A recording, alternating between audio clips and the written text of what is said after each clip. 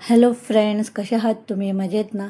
हे बघा, मी त्या दिवशी काजूचे गर काढलेलं ना, त्या तुम्हाला मी सांगितलं होतं मी तुम्हाला रेसिपी याची नक्की दाखवणार. हे बघा, हे काजूचे गर मी त्या दिवशी काढलेले ना, ते मी फ्रीजमध्ये ठेवलेलं. आज म्हटलं भाजी बनवू याची काजू कुर्मा म्हणून. आता हे आपल्याला काय करायचं, सुरुवातीला भांड्यामध्ये घेऊन थोडंसं पाणी घालून हे गरम करायचं आहे, बॉईल, जेणेकरून त्याला जी सालं असतात ना ती काढता येतात सहज आणि त्याचा चीक नाहीसा होतो. तो चीक भयानक असतो. तो ओठाला जर लागला ना तर जखमसुद्धा होते खाताना वगैरे. म्हणून ह्याला काय करायचं, आपण जरा गरम पाण्यामधून काढून त्याची सालं काढायचं. काम भरपूर आहे याचं, पण टेस्टी आहे. हे बघा, माझं काढून झालेलं आहे. आता हे आपल्याला काढून झालेलं आहे, त्याच्यासाठी हे बाजूला मी असं ठेवते. ते अजून त्याची प्रोसिजर आहे. हे काजू सर्व काढून झाल्यानं मला कांदा फोडणीला घेतला, तांदळाचं पीठ घेतलेलं आहे, त्याचं करून ग्रेव्ही बनवणार आहे, तिखट घेतलेलं आहे.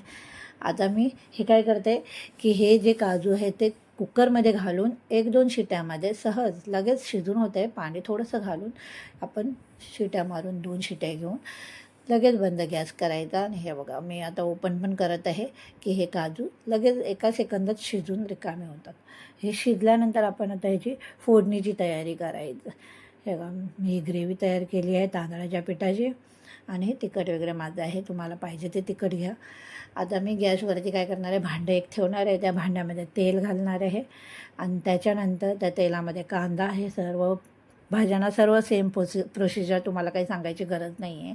आपल्याला कांदा लालसर होईपर्यंत भाजून घ्यायचा आणि त्याच्यानंतर आपल्याला तिखट जेवढं तुम्हाला पाहिजे, कारण काजू कुर्मा कितीही करा, कितीही तिखट घाला तर ती गोडच होते. त्यामुळे ते तिखट तुम्ही कितीही कोणतेही घाला ते गोडच लागणार.